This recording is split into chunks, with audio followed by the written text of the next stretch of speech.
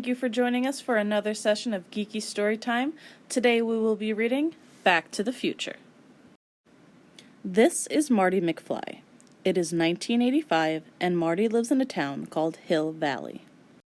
Hill Valley is a friendly town with a courthouse that's famous because of its broken clock. The clock stopped 30 years ago, after it was struck by lightning. Today, the people of Hill Valley want to make sure the clock is preserved.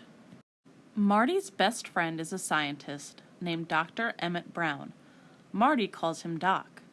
Doc is always making cool inventions, like an automatic dog food feeder and a giant guitar amplifier. But Marty's life at home is not so cool. Marty's parents, George and Lorraine, don't seem to love each other. His brother Dave and his sister Linda are always arguing. And George has a mean boss named Biff Tannen. Biff is a bully. He always pushes George around and makes him do extra work. Marty wishes his father would stand up to Biff, but George doesn't have the courage. One night, Doc reveals his newest invention to Marty. He's built a time machine in a car. The way I see it, Doc explains, if you're going to build a time machine into a car, why not do it with some style? The time machine uses a special fuel called plutonium. When Marty test drove the time machine, he accidentally time traveled to 1955, 30 years earlier. It was long before the mall had been built and before the time machine had been invented. Marty knew he had to get home, so he hid the time machine and went to search for young Doc Brown. Hopefully, the time machine's inventor could help him get back to the future. Marty discovered that Hill Valley looked very different in 1955. The cars looked different. The clothes looked different, but the clock was working fine because it was still 1 week before the lightning bolt would strike it. Before Marty could find young Doc Brown, he found his parents at a soda shop. In 1955, George and Lorraine were teenagers, just like Marty. And that bully Biff was still pushing poor George around and making him do his homework. Marty defended George and accidentally interfered with his parents' romance. Now Lorraine liked Marty because he stood up to Biff. This was a problem. If George and Lorraine didn't fall in love and marry, how could they ever have kids? Marty looked at a photo of himself with his brother and sister. Dave and Linda were starting to disappear, as if they'd never been born. Marty located the house of young Doc Brown and introduced himself. My name is Marty and I'm from the future. I came here in a time machine that you invented, and now I need 1.21 gigawatts of electricity to get back to the year 1985. Doc didn't believe him. So Marty took Doc to the time machine, but Doc had bad news. There's no plutonium in 1955, and only a bolt of lightning can generate that kind of power. Unfortunately, we never know when or where lightning will strike. Marty told Doc the story of the clock tower. The lightning bolt would strike in just a few days. Doc quickly put together a plan.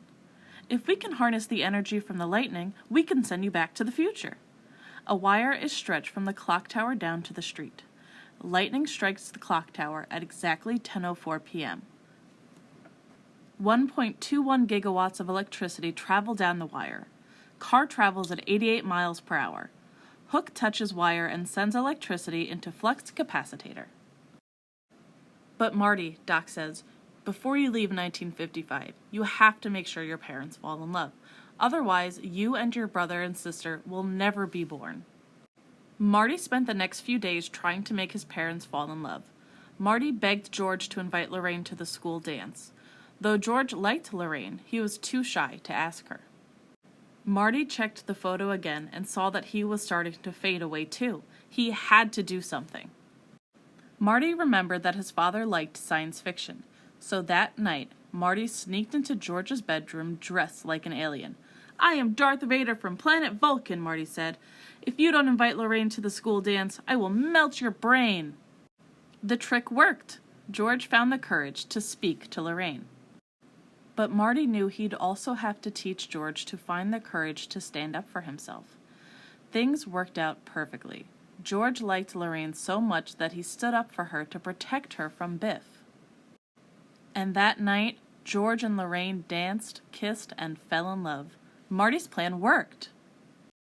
And just in time, too.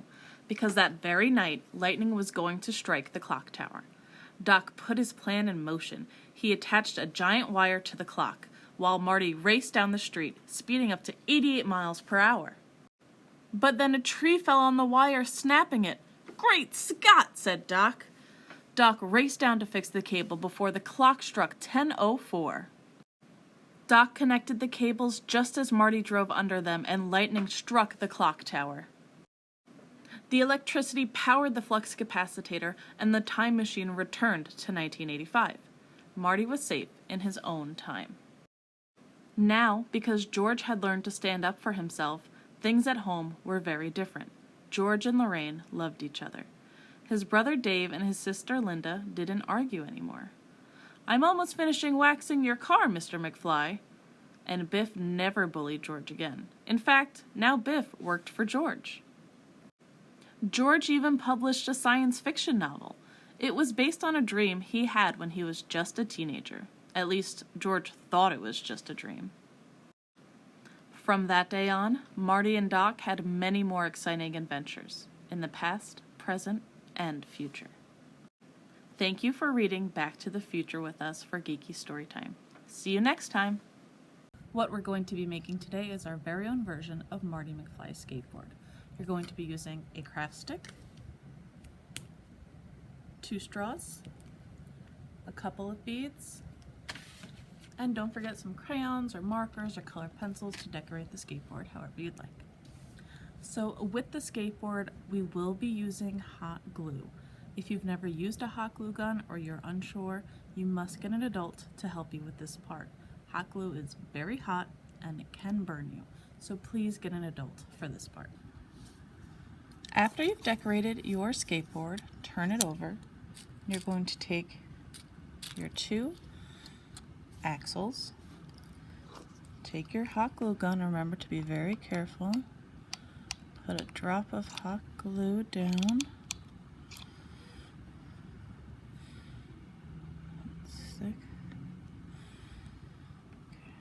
hot glue dries very quickly.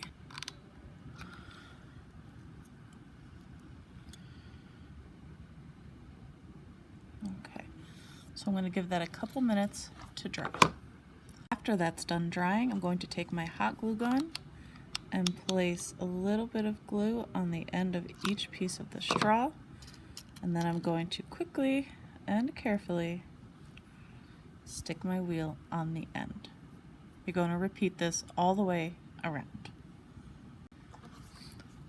Just to make sure the wheels stick, I'm going to take my hot glue gun and very gently just dab it with the smallest bit of hot glue so it stays. But that's only if you feel like you might want to make it a little bit more secure. After a few minutes, should be nice and dry.